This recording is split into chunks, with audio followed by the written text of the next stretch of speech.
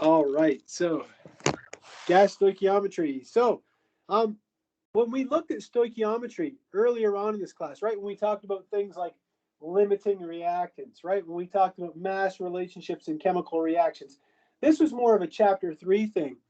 You would have seen a slide very similar to this, where I told you every chemistry textbook is going to have some iteration of this figure right here, where we cannot go directly from the amount of a reactant in grams or the amount in volume. There is no direct relationship between amount of reactant and amount of product. Okay, if you have a balanced equation, you can't say, oh, if the ratio is 1 to 2, if you have 1 gram of one thing, you have 2 grams of another. And the reason why is because atoms and molecules are going to have different molar masses, and so we have to go through this stepwise approach here, where we have to go from the amount of our reactant in moles, or sorry, in grams to moles, and then we can use a balanced equation.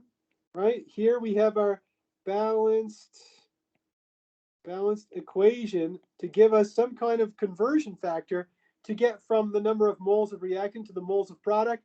And then we can just use some more stoichiometry to calculate the amount of product using molar mass, let's say. So if we were asked to calculate the density of carbon dioxide at 0.990 atmospheres and 55 degrees Celsius, I know that everybody here knows how to define density as being equal to mass over volume. Not much of a stretch there.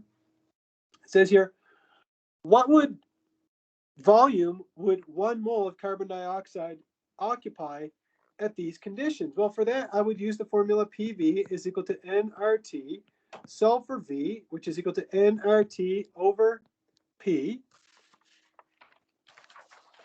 I have my number of moles, which is I'll say 1.00. I'm going to throw in 3 sig figs because there are 3 sig figs here. So 0.08206 liters times atmospheres divided by moles per Kelvin multiplied by the temperature. 55 degrees Celsius is the same thing as 328 Kelvin. You just add 215 to it.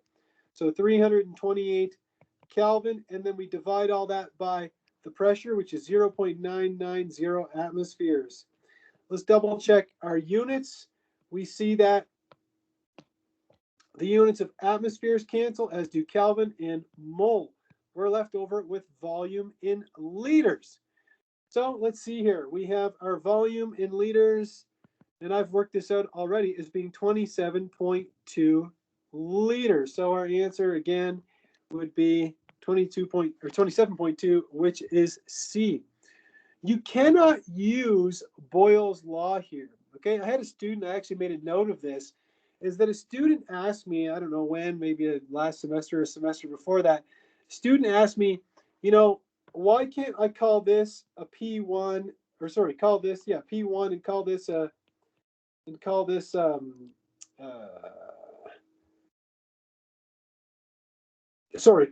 P1 and say we're looking for V1, right? I'm trying to figure out what the student was asking. And then if we said that we have 1 mole of a gas, why can't we say that it occupies 22.414 liters, right?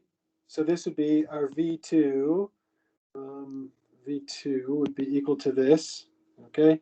And the reason why we can't do that is because this is not what it's being said here. Okay, it's got nothing to do with STP, so we cannot use Boyle's law to solve this problem. Maybe I shouldn't have even brought that up now that I've done it. But it was a question that I was asked, and I always make a note when a student asks a question that I think is worth thinking about again. Okay. Anyhow, um, anyhow, the volume of 1 mole of this gas is 27.2 liters. So what's its density? Well, we know that density is equal to mass over volume, right? We know the volume is 27.2 liters, and we've got 1 mole of carbon dioxide. What's the mass of 1 mole of carbon dioxide? Well, I tally up the molar mass of 1 mole of carbon plus 2 moles of oxygen in my CO2 molecule. I've already done that this evening and told you that it's 44.01 grams per mole, right? So in that 1 mole, I have 44.01 grams. If I divide that out, I end up getting 1.62 grams per liter. So we were able to solve for the density of our gas. Okay, let's take a look at another problem that involves molar masses. Yeah, I've got this set up in a couple of, or put it together in a couple of steps here. It says the reaction of a copper penny with nitric acid results in the formation of a red-brown gas composed of nitrogen and oxygen. A 0.289 sample of this gas was collected at 0.957 atmospheres and 291 Kelvin in a volume of 157.0 milliliters. What's the molar mass of the gas? Well, we know that molar mass, big M, is defined as grams per mole. So it's going to be the mass that we have divided by the number of moles, right? Mass in grams divided by moles. Well, we already know the mass of the sample, right? The mass of the sample is 0.289 grams. How many moles of the sample do we have? Well, we can figure that out using the ideal gas equation. PV is equal to nRT. We know that N is equal to PV over RT. We have our pressure, 0.9557 atmospheres, times our volume, which is 157 milliliters. I'll convert that into liters. It's 0.1570 liters, divided by the gas constant, which we've gone over many times this evening, and you can see if you keep practicing, you will never forget it. And we have our temperature even given to us in Kelvin. Okay, so then we have Kelvin cancels, we have the volume units cancel, and we have atmospheres canceling. What are we left over with? The number of moles. We get that the number of moles of our carbon dioxide is equal to 0.00629 moles. Well, what is being actually asked for in this problem? It says, how would you approach this? And the approach is going to be this right here. All we have to do is take the mass of our sample and divide it by the number of moles. However, on this slide, we need to solve for the number of moles. What I'm going to do now is I'm going to copy and paste this. So I'll copy this, and I'll bring it over to this slide right here. Okay, like this. And underneath, we're going to plug in the number of moles that we got here, 0.00629. So 0.00629 moles. And when we divide that, we end up with a mass of 45.9 grams per mole. So just like that, we were able to calculate the molar mass of this red-brown gas. In fact, this is an experiment that we're going to do in the lab later on. I'm looking over at my wall here and tell you it's lab number 7, which we'll do on April 13th and 20th, depending on what group you're in. The chemical reactions of copper. In fact, this is the first reaction you do. You don't do it with a copper penny, but we take a piece of copper wire and you put it in nitric acid. And believe me, it's going to fume, and you're going to see a red-brown gas, so much so that we have to turn on the fume hoods because it gets really noxious in the lab. Anyhow, now it's asking us to identify the gas from the last problem. Well, we have already calculated the molar mass on the last slide. We got 45.9, which is pretty darn close to 46.0. And so the gas must be nitrogen dioxide. All right, let's get back into that stoichiometry and take a look at a problem that involves a balanced equation. TNT, which is an explosive, it's trinitrotoluene. If you're into organic chemistry at all and you want to understand where TNT comes from, I don't know if any of you understand bond line structures. You may have seen them in high school before. But TNT is when you take this molecule and these NO2 things, these are called nitro groups. So this is trinitrotoluene here. Anyhow, each one of these junctions represents a carbon atom here, and then there's a hydrogen here, here, and that's it. So that's the structure of TNT. Anyhow, TNT blows up according to this reaction here. It's a pretty busy reaction, but look what happens when you blow up dynamite. right? You make gas after gas after gas, and then a little bit of solid carbon, but you make a ton of gas. And so that's why it's such a good explosive. It says what volume is generated from the explosion or explosive decomposition of 5 grams of TNT, and they've given us the molar mass. Well, let's take a look here. If I want to calculate the volume of the gas, I need to know the total number of moles of gas that are produced, right? Because I know that an ideal gas, as long as I know the number of moles of my gas, I know that if I know the number of moles of my gas, I can calculate the volume, right? Because volume is going to be equal to nRT over P. Remember that this equation holds regardless of the identity of the gas, right? You can even write here identity not important. So all I need to know is the total number of moles of gas that are going to be formed. If I know the total number of moles of gas, I know what R is. And since it's an STP, I know the temperature and the pressure. Now it becomes more of a chapter 3 type problem. How are we going to take this 5 grams and determine the total number of moles of nitrogen, water, and carbon monoxide? Well, if you tally up all the number of moles of gas, right, for every 2 moles of TNT, how many total moles of gas do you produce? You produce 3 plus 5 plus 7, which is equal to 10 plus 5, which is 15 moles of gas, right? You don't have to worry about this guy because it's a solid. So with that in mind, now we want to set this up in a balanced equation and to figure out the number of moles of gas that are produced. Watch me do this. So if we have 5.00 grams of our TNT, and we know the molar mass of TNT is 227.1 grams of TNT, in 1 mole, Dion is tired. There we go. 1 mole of TNT has 227.1 grams of TNT. Like that. We see that our grams of TNT cancel. And from our balanced equation, we know that for every 2 moles of TNT, we produce 15 moles of gas. We'll just say gas because it's these 3 gases combined.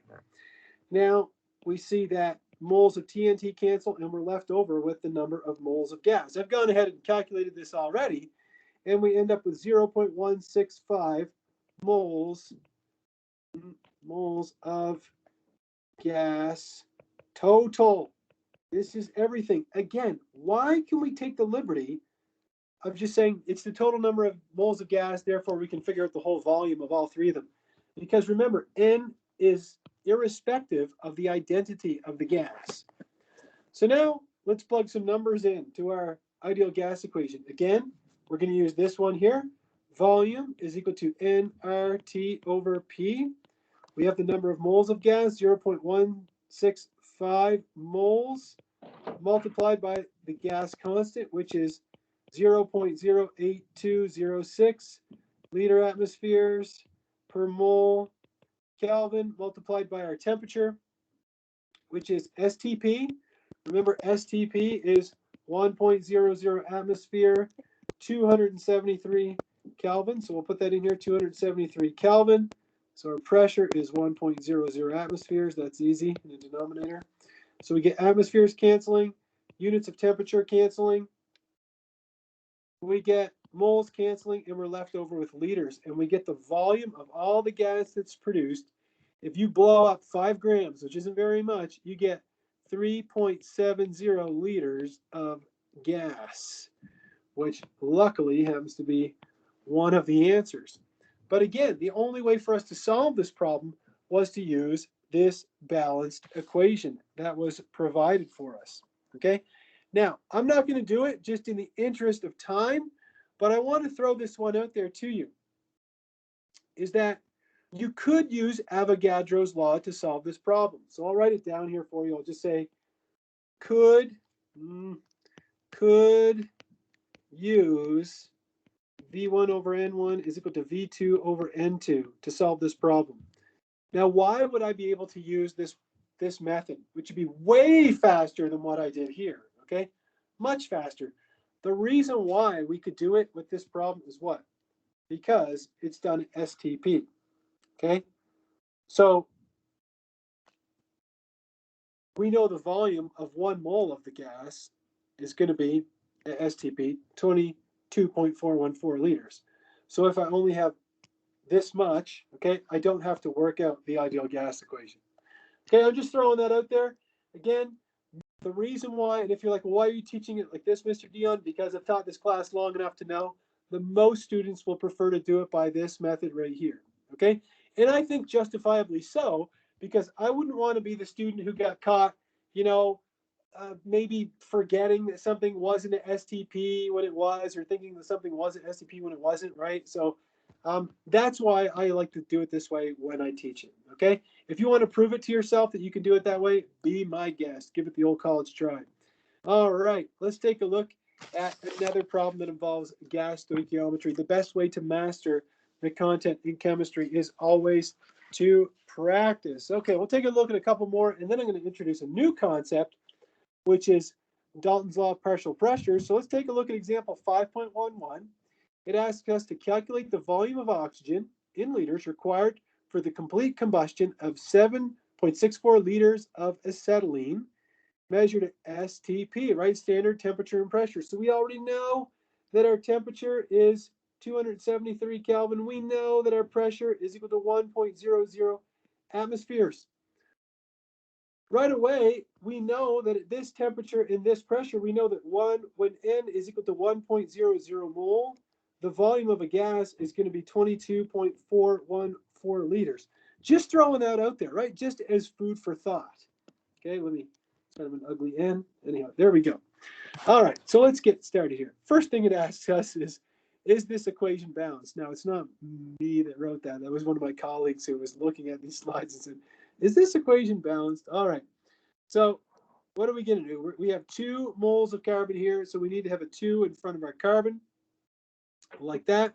We've got 2 hydrogens, that works out. We tally up all the oxygens on this side. We have 4, 5. So what times 2 is going to give me 5? And the answer is 5 over 2. So if I multiply all this by 2, I end up with this equation, which would be 2C2,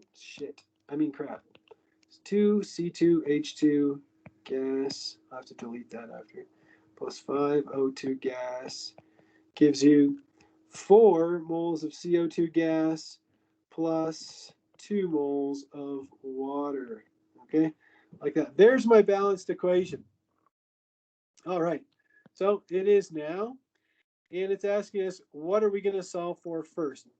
Well, the first thing we should solve for here, if we want to know the volume of the gas in liters, is of the volume of the oxygen. What? Yeah, the volume of the oxygen required in liters is we're going to have to solve for the number of moles of acetylene. Right, that's the first thing we're going to have to solve for. We're going to have to solve for the number of moles of C2H2. Shoot, why do I keep doing that? C2H2. The reason why is because I can't go from mass to mass here, can I? I can't do that relationship. I've got to go from the number of moles of acetylene to the number of moles of oxygen. And then from that, I could calculate the volume of oxygen. All right, that's how I would do that.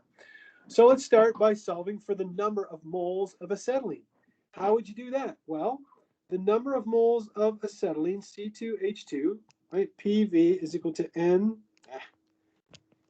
nRT. So N is going to be PV over RT. So the number of moles of acetylene is going to be equal to the pressure, which is 1.00 atmospheres because I'm at STP, times the volume, which is 7.64 liters, 7.64 liters, divided by R, which is 0.08206 liters times atmospheres divided by moles per Kelvin. Sorry, I'm writing really small there. Multiplied by my temperature. Since I'm at STP, that's 273 Kelvin. Look at this. Pressure units cancel. Volume cancels, as do temperature, and I'm left over with moles. So I get the number of moles of acetylene. I don't know what molecule I've got on the brain here, but I really am blocking acetylene out. All right, anyhow, so acetylene is 0.341 moles.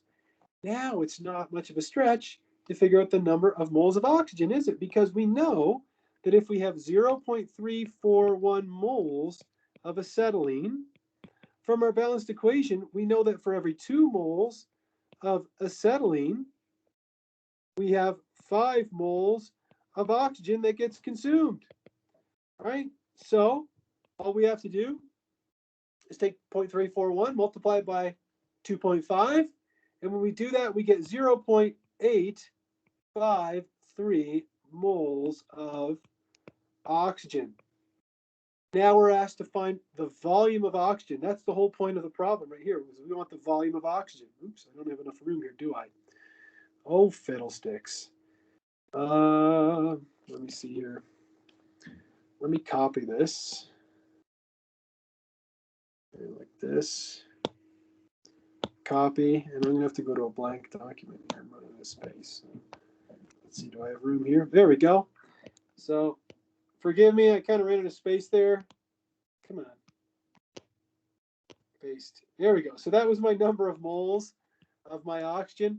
And if I want to know the volume of my oxygen, right, if we have PV is equal to nRT, the volume of my oxygen is going to be equal to nRT over P, which equals 0.853 moles multiplied by the gas constant, 0.08206 liters times atmospheres divided by moles times Kelvin, multiplied by my temperature. Remember, it's STP, so 273 Kelvin, and my pressure is 1.00 atmospheres. Atmospheres cancel, as do units of temperature and moles, and I'm left over with liters. So the volume of my oxygen is going to be equal to 19.1 liters, like that. Okay? There is another way to solve this problem. You could use Avogadro's Avogadro's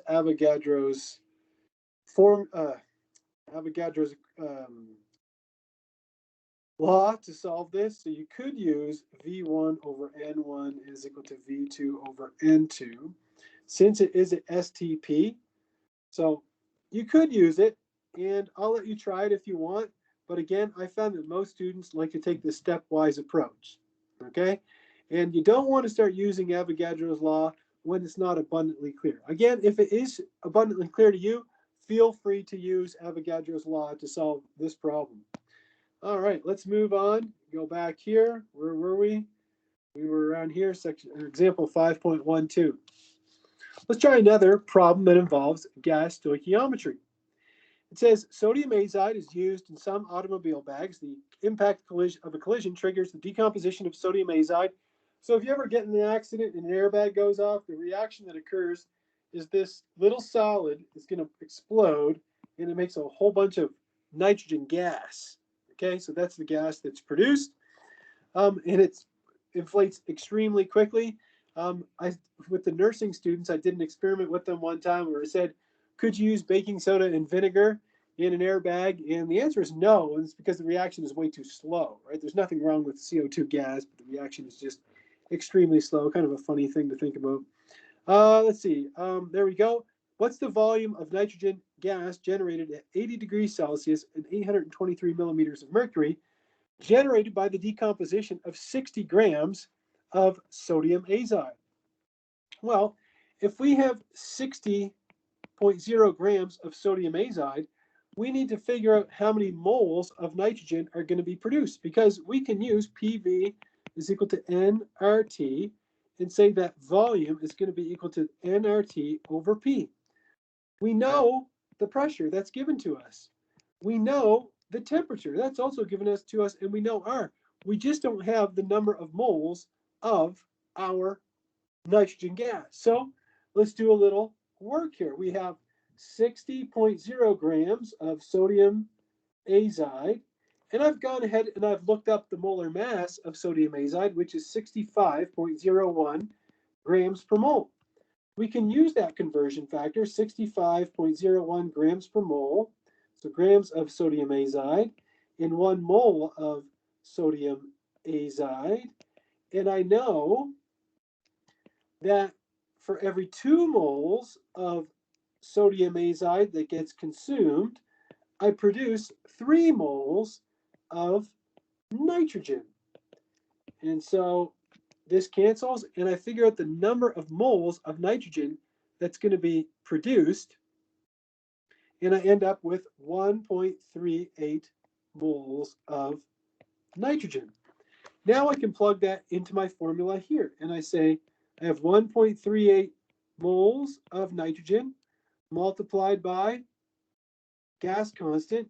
I'm sure you got it memorized by now, at least for this evening, right? Divided by moles times Kelvin, multiplied by the temperature, 80 degrees Celsius. If we convert that into Kelvin, it's 353 Kelvin. I've also gone ahead and converted this into atmospheres. You just divide by 760 millimeters of mercury per atmosphere, and you end up with, I have it written down here, 1.08 atmospheres.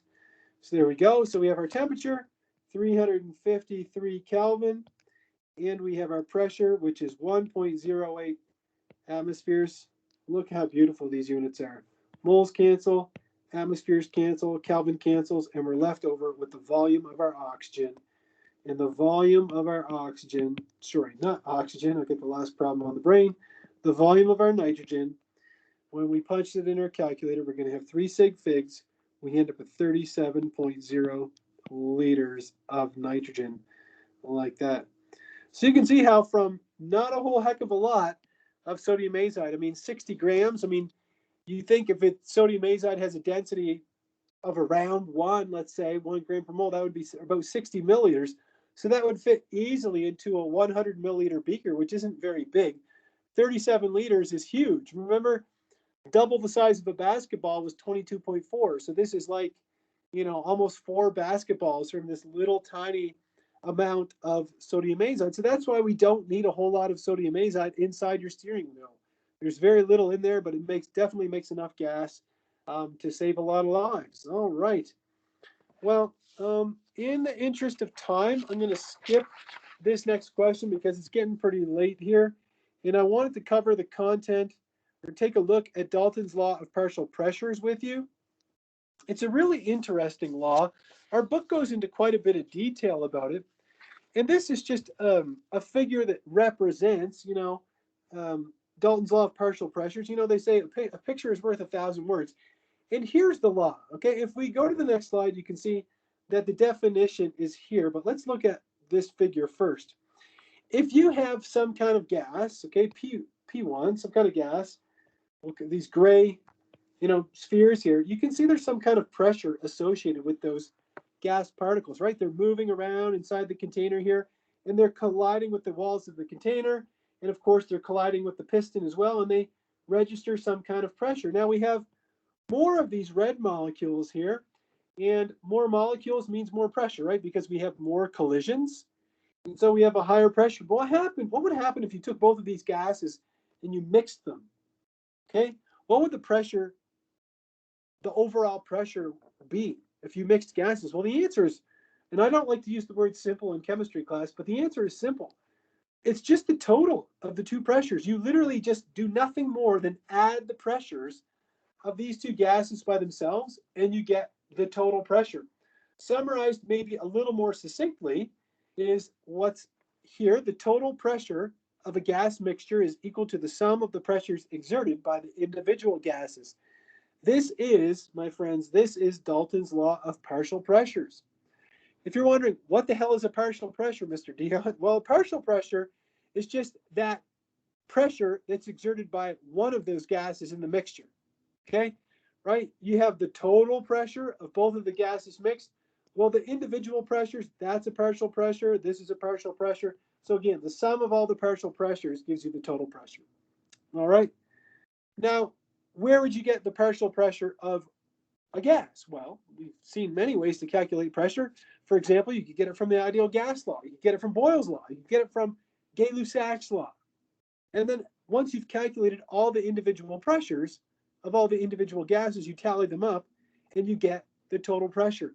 What's important here is that you understand when we're talking about ideal gases in this chapter, the total pressure depends on the number of gas particles, not the identity, right? If you have, 100 atoms of, or 100 molecules of oxygen at a certain temperature and pressure in a certain volume, it's going to exert the same, a certain temperature and volume, it's going to exert the same pressure as, say, the same number of atoms of hydrogen. Okay? Again, total pressure depends on the number of gas particles, not the identity. It's one of the major take-home messages from ideal gases. So let's take a look at a problem. And this is not meant to be a mind boggler or anything here. It says if you got exactly 2 moles of neon and 3 moles of argon, you put them in a 40-liter container at 25 degrees Celsius, what's the partial pressure of neon? Well, everybody here can calculate the partial pressure of neon.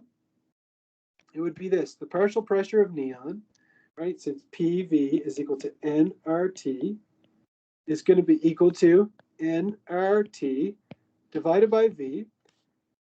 We have 2.0 moles multiplied by the gas constant, 0.8206 liter atmospheres per mole Kelvin, multiplied by the temperature.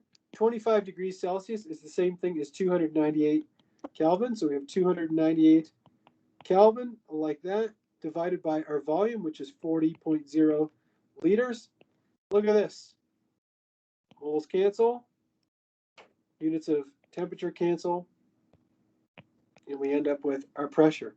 And so the pressure of our neon is going to be equal to 1.2 atmospheres. Now we could do the same thing for our argon as well, couldn't we? Absolutely we can. And if you take the time to do that, I'm not going to do that just in the interest of time, and it's not asking us to do it. But if you take the pressure of the argon, okay, using 3 moles, okay, you get that the pressure of the argon is going to be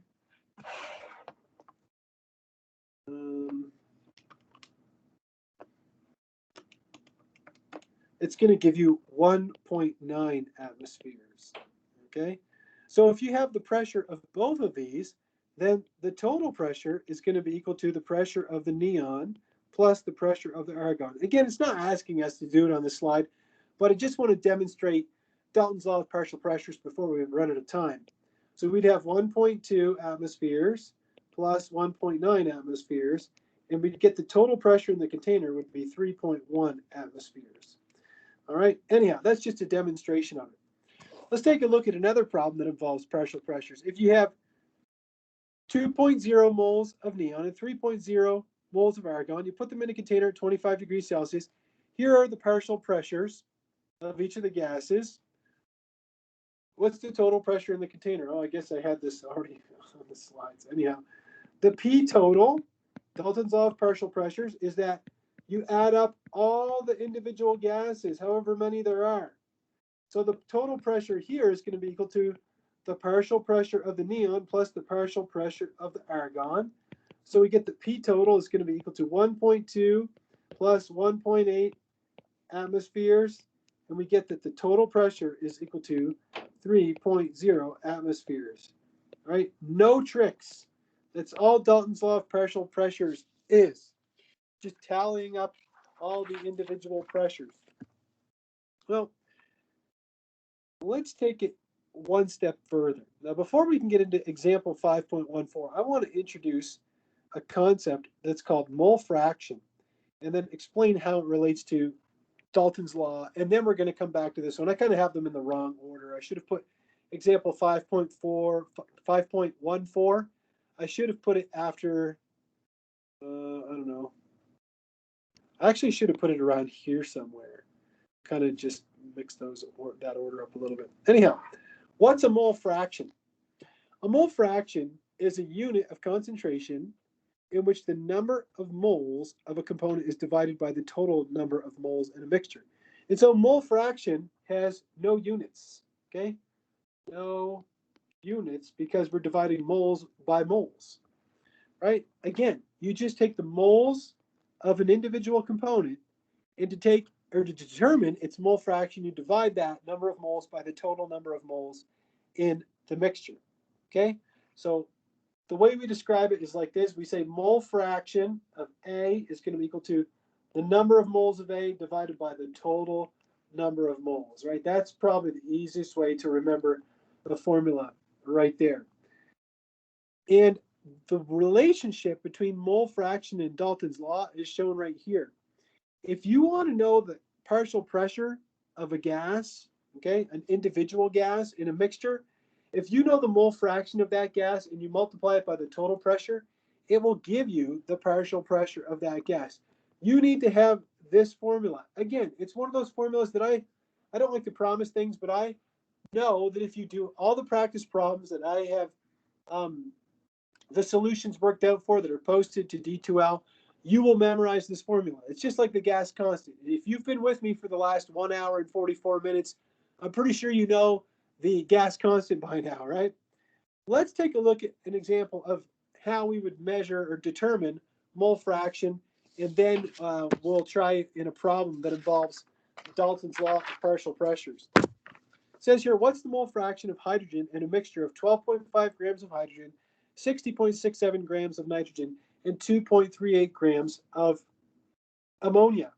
Well, the mole fraction of hydrogen is going to be equal to the number of moles of hydrogen divided by the total number of moles, which is going to be equal to the number of moles of hydrogen divided by the number of moles of hydrogen plus the number of moles of nitrogen plus the number of moles of ammonia. So if I have the masses of each one of these, I need to determine the number of moles of each one of these, don't I? Well, let's work it out up here. The number of moles of hydrogen is going to be equal to 12.45 grams divided by the molar mass of H2, which is 2.02 grams per mole. And that gives you 6.16 moles of H2. The number of moles of, what's next? Nitrogen is going to be equal to 60.67 grams divided by the molar mass of nitrogen, N2, not N, which is 28.02 grams per mole. And we end up with 2.16 moles. Kind of struggling for space here. The number of moles of ammonia is going to be equal to what?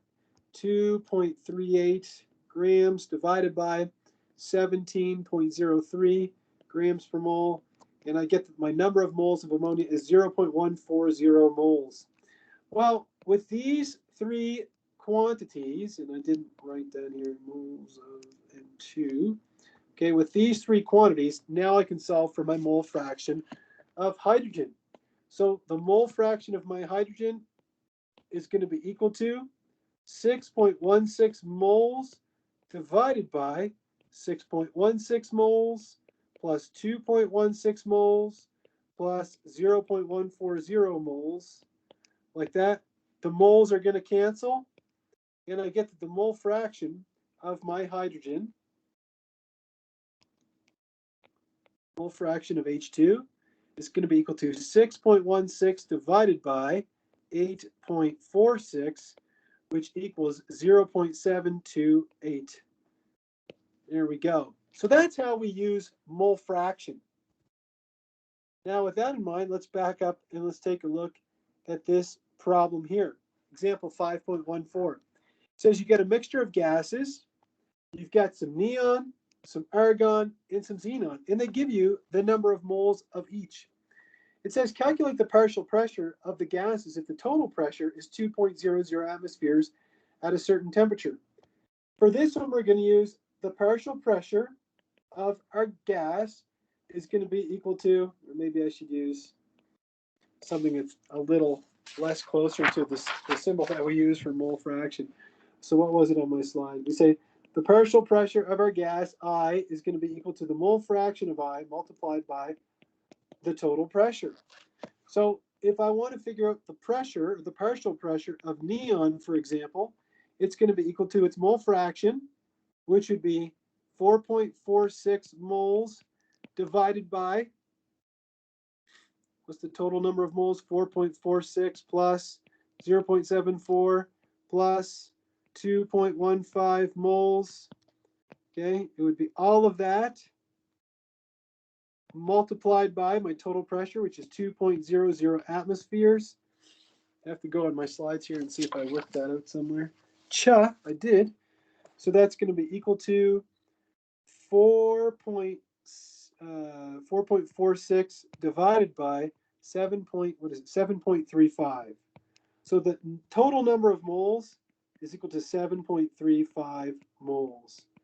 All right, so this multiplied by 2.00 atmospheres, and you end up with 1.21 atmospheres.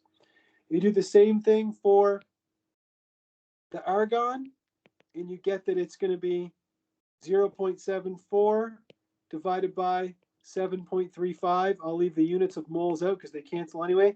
Multiplied by 2.00 atmospheres, and you end up with 0.20 atmospheres. You do the same thing for your xenon. It's going to be equal to 2.15 divided by the total, 7.35, multiplied by 2 atmospheres, and you end up with 0.59 atmospheres.